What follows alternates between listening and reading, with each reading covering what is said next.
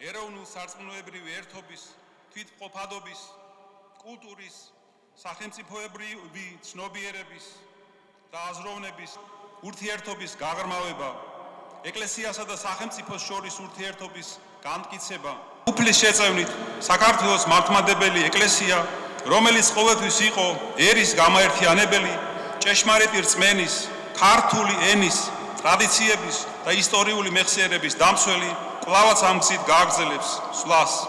მადლობა ღმერთს, რომ დღეს აქ შეკრებით, მშვიდობით და ერთობით ვაგრძელებთ ეკლესიისა და ერისთვის მსახურებას.